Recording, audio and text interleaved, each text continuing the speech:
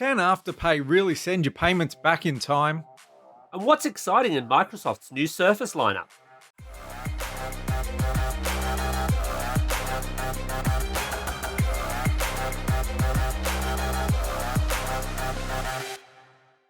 Vertical Hold is proudly brought to you by Aussie Broadband, changing the game with their award-winning network and Australian-based support. Hi there. Welcome back to Vertical Hold Behind the Tech News. Each week we sneak across the state borders and dodge the earthquakes to catch up with Australia's leading technology journalists and dive into the big tech stories of the week. I'm Alex Kidman, and I'm joined, as usual, by a man who swears he had nothing to do with Melbourne's earthquake because he was too busy adoring his new puppy, Giacomo. Tell me, Adam, does Mo drink from the flagon with the dragon or the vessel with the pestle? Oh, look, after he broke the chalice from the palace, I don't think he can be trusted with the finer things anymore, so Mo just drinks out of a normal dog bowl for the moment. You know, Adam, that might just be the most obscure reference we've ever used on this show. And the bar's been set pretty high too. Yeah. Bonus points, listeners, if you have any idea what we're talking about. But we're also joined by a man who I know personally delights in the obscure. From Finder, it's Angus Kidman. Gus, welcome back to the show. Thank you, and I'm happy to embrace this because, of course, obscure is the new mainstream. Well, with that in mind, and with Adam's new puppy in mind, do you think it's time we had an all-pet version of Vertical Hold? Absolutely, but I'm going to have two requests. Firstly, no references whatsoever to Mrs. Slocum. And secondly, regular appearances from the best ever pet on television Special Patrol Group from the young ones. Absolutely, I'm totally behind that. This sounds like a winner. Gus is not, in fact, here to reference obscure pets, sitcoms, or anything else. He's actually here because it's a big week in the financial tech space. Amazon's making it just a little bit trickier to pay by Visa in Australia. Afterpay is taking your credit card payments back in time, literally. And I discovered just how spooky Apple Pay can get when your credit card gets cancelled.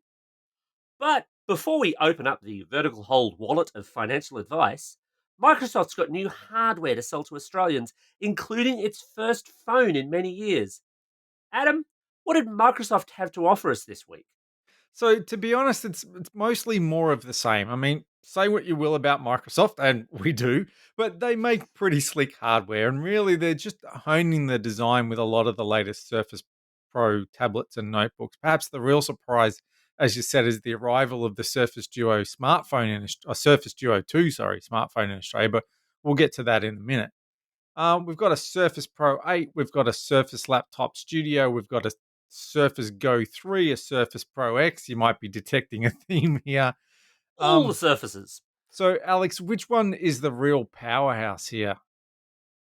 Look, I think, well, certainly I'm quietly confident the one that Microsoft will sell the most of is the Surface Pro 8. You don't get to 8 in a series of anything without selling a reasonable quantity Yeah. of them. But what interests me with the Surface Pro 8, apart from the kind of obvious speeds and feeds, hey, it's got a newer processor and faster, is that they've kind of mashed it into the design of the Surface Pro X. So it's a lot more slender, it's a bit lighter, same kind of screen, but with 120 hertz on that display. Gus, I know you're a man who has used a Surface in the past and likes most things Windows. Would you buy a Surface Pro 8, do you think? Oh yeah, I might. Yeah, I mean, I do. I like the Surface. I like all the obvious benefits that you get that we've learned from the Apple universe about having control over your both systems. So I think I would think about it, like if I needed to replace something else. But I can't say I'm screaming to run out and get one. Like this is it's. I haven't looked and gone, wow, I have to have one of those. It's like, oh yeah, that could be nice. And if I needed to replace something, it would potentially be one of the ones on the menu. But of course, as you said, there's like 2,000 of them they've launched or whatever. I'd have to spend a bit of time working out if I actually needed all that grunt. Well, it's interesting as well because some of the things that they've changed are, as I said, just those speeds and feeds. There are a few physical changes. They're still not bundling the keyboard, and this just bugs me. This That's has just bugged a me from joke. day one. It's ridiculous when you consider the price of this thing and how a lot of its functionality is based on that keyboard. That's just a joke.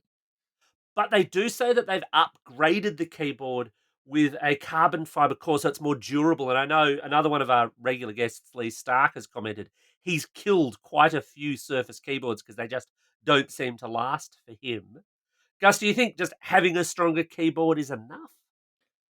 Like, if you're someone who's done a stack and broken a bunch of them, then yes, that's going to be right at the top of your list. But look, keyboards matter. Like, I think actually we can underestimate how much the keyboard matters. Often the experience of that can drive you to and from a particular device. I know, again, on the Apple side, Alex, you've had that experience of sometimes going, Hmm. "Wow, this keyboard's so bad, I might move along." So I think it is important to solve, but I'm in total agreement with everybody.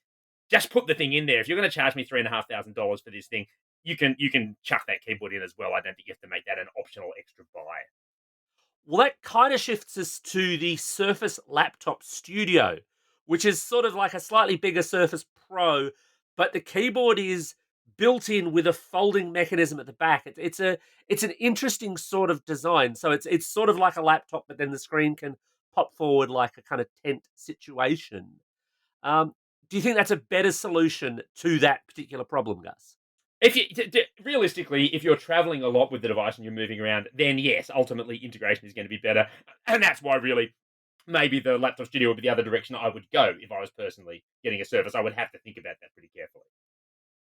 So The is that the same idea of, because you had this thing with notebooks came along where you could open up the notebook and then you could spin the screen around and then lie it back flat on the keyboard so the keyboard was hidden underneath, or does the keyboard just fold back behind the screen? I'm trying to picture what we're talking about here. It's more akin to taking it is hard to visually describe. People should probably just go and have a look at it and they'll get what I mean.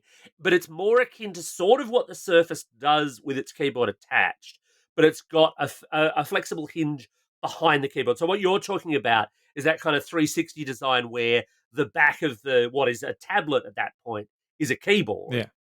What this is more doing is a bit more actually, the best visual metaphor I can think of is when you open up the hood of your car and you put that little prop strap up. Yeah. It's more supporting it from the back, as it were, to slide forward as an integrated unit. The issue, though, with the Laptop Studio is we won't see those till next year, and we don't know what they're going to cost in Australia. They have not announced that yet. What we do know about, though, going through all these Surfaces, there's just so many of them they announced. They've got a new cheap Surface Go 3. The Surface Go is their little line. It's basically the iPad Mini of the Surface family. Gus, again, I know in the before times, you were someone who did a ton of traveling, did a lot of kind of those challenges where you'd take like a BlackBerry back in the day or a Samsung Note. Do you think something the size of the Surface Go 3 would meet your needs these days? You could certainly you could have a crack at it, but if yeah, it's the cheap, non-sexy end of this. Like, you want to start at this juncture. I could have more fun and get similar screen space by playing around with any of the many so far unsuccessful folding phone concepts we've had. So I think that would be the area I'd be leaning to first. Well, I think that brings us to the genuine surprise, and we've already mentioned it before, which is that Microsoft has a phone again. Now, this is the Surface Duo 2, and if the listener thinking, I don't remember the Surface Duo, there's a reason for that. Microsoft never released the Surface Duo in Australia. It's their take on a folding phone, and I know whenever folding phones come up, I have to explain them to Adam because he wants to know, okay, how does this one differ? How is this one different from the last folding phone? And this is closest to Samsung's Galaxy Z Fold 3 in that it's a big phone. Like, it's a thing that folds out into a kind of tablet So it size opens appearing. up like a book. Yeah, but this one really opens up like a book. It doesn't have an external display Oh, at okay. all. You only open it up like a book, and then you have two screens which form one large screen. But Microsoft's big pitch is that any Android app can run in one of those screens, so you can sort of more properly multitask across what almost feels like two phones bolted together. So they're not trying to bring Windows Mobile back from the dead. This is not a Walking Dead situation. It definitely runs Android. This is absolutely solidly an Android device, Okay. not a cheap one though. We will get this actually in late October, quite soon, at from $2,349 outright, and there's no sign of carriers taking them up. So I reckon if you want one, you're going to need that $2,349. Gus, would you invest? It's a hard no from me on this one. It's not. It's just. I mean, because it's too expensive for a. Let's face it. Yeah, you hear the words Microsoft and phone. It just doesn't end well. We've all been in that space too many times. So I agree. It is nice that they're at least exploring that. We know that Microsoft has been pushing harder to say that it's got an Android presence. It's beefed up its own core Office apps, which is really what its Android story is about. So it's interesting, and it's just it doesn't seem distinctive enough. Like you're paying a premium to have a folding phone at the moment, but this doesn't seem to hold up as having the excitement factor that you're going to get out of some of the other folding devices that we have seen come out. So I don't think this is the thing that's going to take off. And if any telco brings it out, I don't know, maybe Kogan will have a crack because they can grey import some of them. But other than that, I don't really see it. The other thing that works across the Surface line, although I'm not 100% sure if it will work on the Surface Duo 2, but certainly all the other Surfaces we've talked about, there's a new Surface Pen, the Surface Slim Pen. And the big thing here is that it has haptic feedback. So it's designed to give you a bit more physical kind of vibrating feedback when you're using it, more of that kind of paper feel and a sharper tip and things like that. Now, as anyone who's seen any of my drawings in any review I've ever done will know, I am not an artist. But is this something, again, that we think that the market needs? Does it need better styli? Does it need styli? I don't outside of that specialized audience of people who are doing art, and I accept that there's a whole genre of art that exists because of tablets and styli things. But as an input device, the stylus has always seemed to me like a solution in search of a problem. I'm just not sure how useful it is in the modern era, so I can't get excited about it. I mean, at least it's not a mouse, although I think there's a new one of those too, isn't there? See, so Microsoft has a new mouse, and I am excited about this mouse, which is not a sentence I say a great deal, but I'm They got excited any about this printers? mouse. Excuse me while I fall asleep. I'm excited. I'm excited about this mouse, not so much because it's got like some fancy sensor or anything, but because, well, the name is a bit of a giveaway. They call it the Ocean Plastic Mouse. And the gimmick here is that at least 20% of this mouse is made from plastic which has been recovered and recycled from oceanic plastic. That's great, but surely they could have found something better to do with that recycled plastic.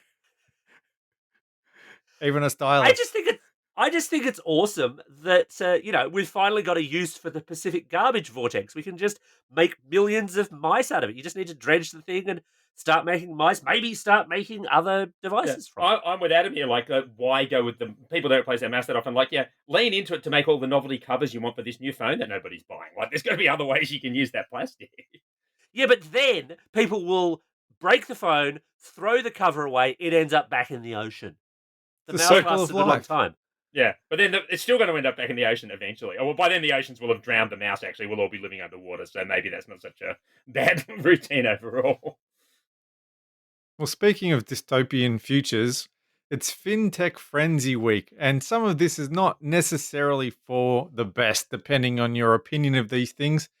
Gus, most people have probably heard of Afterpay, but talk us through what Afterpay and Money by Afterpay is.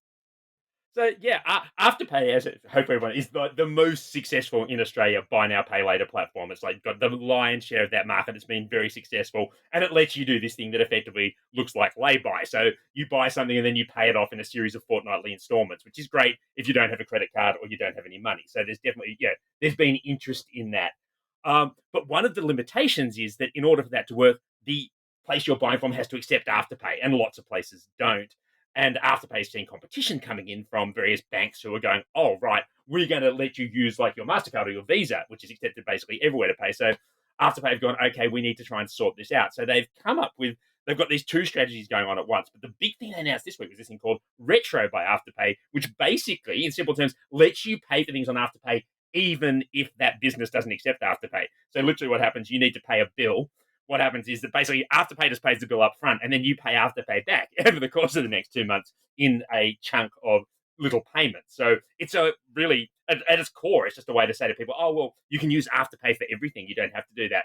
The big limitation, and this is where the Money app comes in, is you have to be using Afterpay's own Money app, which is basically its own debit card. So it won't work with the existing bank accounts you've got. You set up a bank account with them and then you get access to this platform. So it does make it more usable as a platform, but at the expense of tying yourself even more into that kind of Afterpay ecosystem. So this is kind of like that best mate that you borrow $20 from, only they really will send someone around to break your legs if you don't pay them back. Well, yeah, yeah, you've borrowed them $20 from your best mate, but you've also given them complete access to your wallet, and they can see all of your transactions, which doesn't normally happen even with your best mate. So yes, it's a little bit different. So it's very much it's part of a play to make Afterpay the financial service that you use, not just this thing that you use to make payments out of a debit card somewhere else. But they want to become like this bank-like alternative, and also try and they've got considerable competition in the market now in Australia. Like there's a lot of alternatives there. That's not going to get rid of the people. Some of my colleagues are obsessed with Afterpay. Like they just like drool when you mention it. Like it has this weird cult-like effect. Um, But they yeah. don't want to be regulated, though, do they? They want all the benefits of being able to act like a credit card and compete with the banks. But oh no, that's not what we do. Please don't regulate us. Well, they don't want to be regulated, but I think there's an inevitability that they will need to get regulated. Yeah. The debit card that they're doing it in partnership with Westpac. So yeah, they're now in bed with the big four. So from that point of view, the notion that we're the alternative and we're not one of the big evil corporates. Yeah. We're here for you. We're helping you out. Very hard to sustain that when you're partnering with Westpac, I would humbly suggest. Like, I just think it's a hard one to put. Also, bear in mind, they are now part of a much bigger story because it was a buyout for them was announced by Square, the thing that Jack Dorsey has that makes money, unlike Twitter. And inevitably, as they try and expand globally, you're going to face regulation. So yes, they've tended to skirt around there to be regulated. They said, look, we're not providing a credit service. We don't tap into those things. But once you're starting to say, we're actually issuing our own debit card, you're going to have to do some of that stuff. So it's just in a way, it's part of the game. It's always fun when you're one of these new fintechs to go, we're outside the big tent, we're playing on our own. But what eventually happens is the regulators, they come and they grab you. They're not providing a credit service, but they're letting me spend money I don't have and then pay it back to them. Am I Yeah, seeing? Am I right there? Have I missed something? yeah, because That's shifty, isn't it? it's tricky because what they'll say is that they don't have an interest charging service. They're not the only ones that do this. And how do they make their money? So most of their money is still made. The vast majority of the money is made from merchant fees. This is how you actually make the money. Okay. Right? So that's where they do make money out of people who have to pay late fees, because this is what happens if you don't make those payments on a fortnightly basis. You can get slogged with late fees. They are capped. You can still get into big trouble with late fees, and people have. But it's not the case that it's a business that makes all its money out of late fees. And to some extent, if they're doing these things like Retro, they're not going to make any money out of that. Like, arguably, that's money they could have been investing somewhere else. So potentially, that's just basically that's their acquisition cost and their stickiness cost. That's what that bit's for. But the one important thing about Retro is that you can only spend a maximum of 200 of your total Afterpay limit on that. You can never have more than 200 in that space. So you're still going to be spending more if you're an Afterpay user, with the merchants who are still paying a percentage of their transactions back to Afterpay, so they're still making money. So from that point of view, they balance it out. You can't run up, spend all of the credit limit that you've got with. We shouldn't call it credit limit, or the spend limit. That you've got with exactly. Afterpay. It looks a lot like a credit limit, doesn't it? It walks and talks like it. Yeah, but you do not have the ability to spend all of that outside of the Afterpay ecosystem. So that's how they're protecting themselves a little bit there. I would have thought that the danger for consumers, though, was more from using Afterpay or any of its competitors, to be fair, a lot, so that you rack up lots of these individual debts. As you say, you can only do the 200 on the Retro, but you got that, plus, you buy some shoes, you buy this, you buy that. Afterpay is not accepted everywhere, for sure, but it's certainly crept into a lot of the bigger Australian businesses where you really can go and blow quite a lot of money. And if it's that classic kind of high purchase kind of thing, you can end up owing an awful lot on stuff that might not be worth an awful lot anymore. No, and I think this for me is really the problem. Like, I think if people are using Afterpay responsibly and paying it off in fortnightly payments and not paying a fee, then it is not costing you anything, and that could be a good thing. But the concern for me is that in most of these apps, but it's really pronounced in Afterpay, they're all about, hey, do this, shop more. So they might not be encouraging you to use a credit card irresponsibly. What they're not encouraging you to do is save money. And that, I think, is the key financial strategy you'd want to be pursuing. So, and in fact, they have a loyalty scheme, which is also tied to this thing, which basically gives you extensions on when you make payments if you spent a lot with them. So they're really encouraging you to spend a lot. And it doesn't seem to me like, if you've got this and you need it occasionally, it's fine. It's the same as with a credit card, though. If you've got a credit card with no annual fee and you pay it off and you have any interest on it, that's great. If you earn some rewards points on it, even better. So most financial products are only as healthy or as unhealthy as the way you use them. And I wouldn't want to say that Afterpay was any worse, but they shouldn't pretend that they're any better. So I've always had a bit of a problem with services like this that basically encourage people to spend money they don't have. And Elliot Richardson from Media Connect summed it up really nicely with a phrase I hadn't heard before: debt normalization company. And the whole idea is getting you used to the idea of spending money you don't have. And the way I saw someone from Afterpay explain it, and this is just so hypocritical, is we're going to empower people with a money positive mindset. But the whole premise of Afterpay has always been to get what you want when you want it. Now, the first thing you teach your kids about money is you can't just have whatever you want when you want it. You've got to be responsible with it. And the fact that they can say, we don't need to be regulated and we're the good guys, yet say that stuff at the same time just tells me how dangerous this stuff is and how they really need to be regulated a bit more, in my opinion. Well, speaking of ways to buy stuff you didn't need to buy, Amazon has long done very, very well out of making it as frictionless as possible, as smooth as possible, and overall as affordable as possible. They'll undercut just about anyone. They'll price match just about anyone. They're super aggressive on this. But Gus, this week you wrote up a story about how Amazon's actually making it more expensive to shop at Amazon. How does that work? What's the story there? So the story there is that Amazon has decided that if you pay with a Visa card, which loads and loads of people have, it is the most popular kind of credit card network in Australia, slightly. There's not much in it. But if you're paying with a Visa card from November, they're going to slug you with a 0.5% surcharge just for using that card. Now, that's legal. You're allowed to do that. The regulations say you can't charge more than the cost of using the card. And because businesses do pay a charge for that, they'll be able to do that and get away with it. But the weird question is why, as you say, why would you make that difficult? Why are they doing that? What it basically works out at is that they were hoping to negotiate a better rate from Visa and say, hey, because we're so big, you should charge us less. And they couldn't come to an agreement with Visa, so they said, fine, your fees are too high, so we're going to start passing them on to consumers and suggest that they go and use something else. And so that is what they have done in Australia. It turns out they'd already done it in Singapore in August. So they're building a bit of a worldwide trend for this, I think, to say, hey, use our preferred payment mechanisms so it doesn't cost you. And it would make sense to do that, but also it's not going to cost them. They're not going to spend as much on credit card fees. They're going to make a bit more money. So is this Visa credit and debit cards? No, this is credit specifically. So debit cards run in a different kind of way. So any debit card is still fine. You can still use Amex. They have their own. They have a deal with Zip. So if you want to do buy now pay later, you can do that as well. So there are. To me, I think it's not hard to avoid paying this fee if you don't want to. And I don't see why you would. Everyone goes, 0.5% doesn't sound very much, but like, why give them an extra 50 cents in every $100 you spend if you don't have to? That's just not sensible. Does Amazon offer their own credit cards in Australia? I think they do in the US. No, they don't. And this is one of the ironies. Now, in Australia, they have not got to that yet. In the US, they offer their own Amazon rewards card, and it's powered by Visa. Nice. So but I mean, it wouldn't be the first time, as we know, that Amazon has done something in Australia that's completely opposite of what they do elsewhere in the world. The fact that they've even singled us out, I'll be honest, surprises me because we are a runt of a market for Amazon.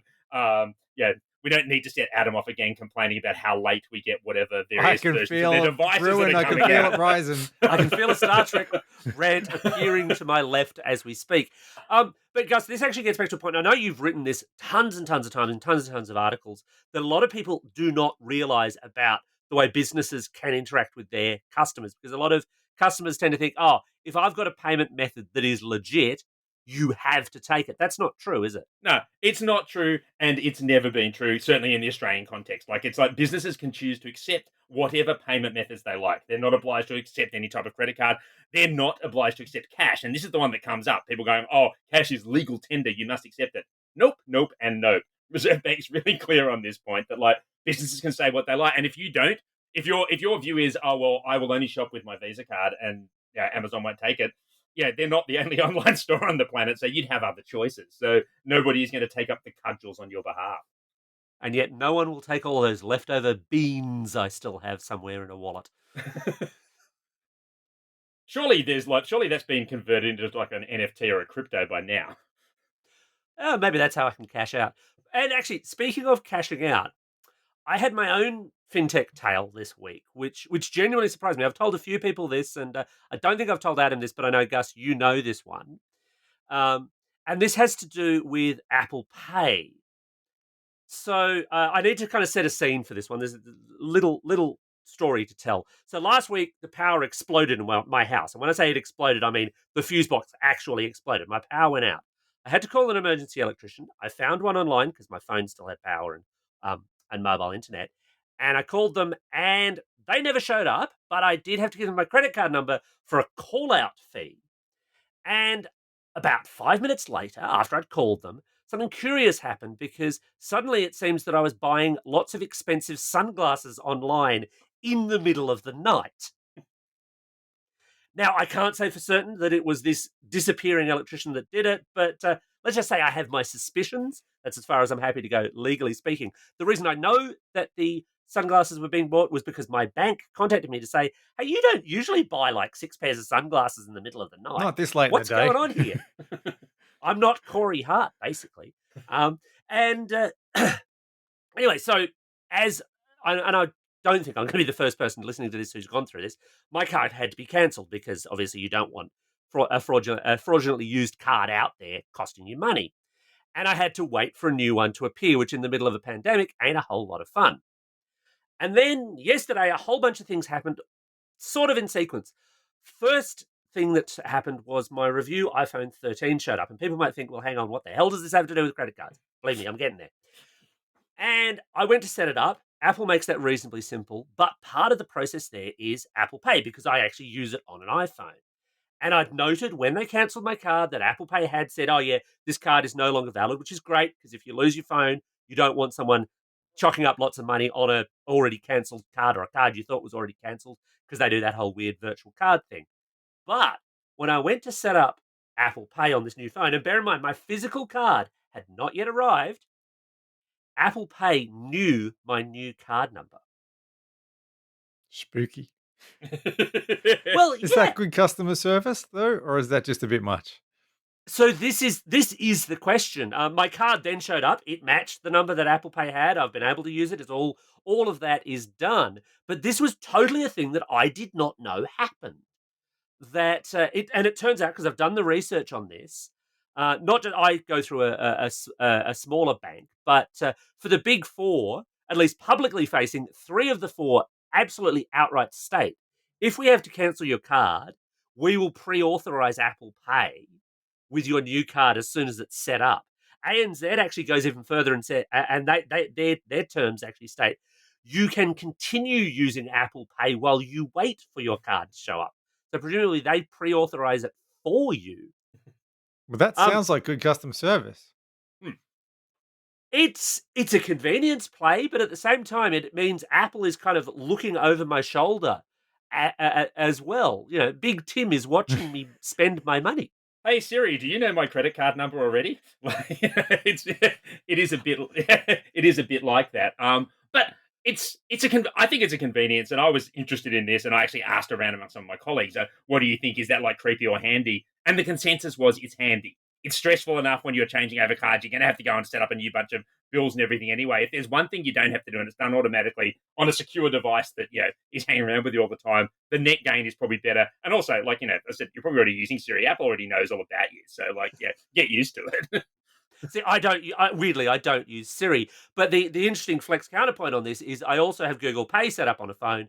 Google Pay cancelled the card, but it did not pick up a new card in any way whatsoever. So I guess if you don't like the Big Brother-esque aspect of that, maybe Google Pay is the way to go. Can't speak to Samsung Pay, though, because I don't use it. Wow, that's one of the first times you've ever been able to sort of say, hey, Google's coming out of this looking more privacy-minded than Apple is.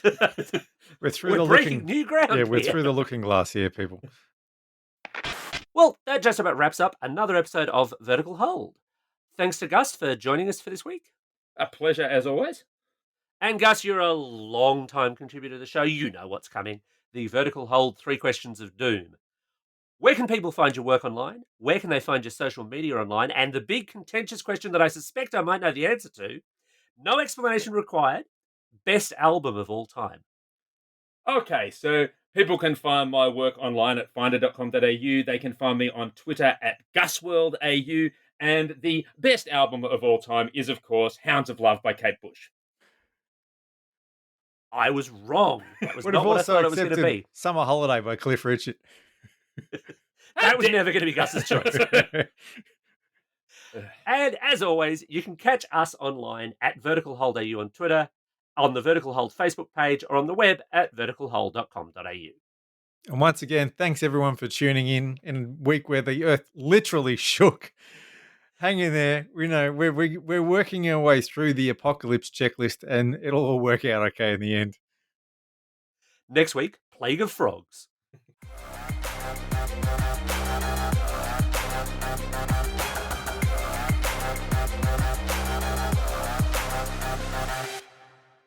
Vertical Hold is proudly brought to you by Aussie Broadband, changing the game with their award-winning network and Australian-based support.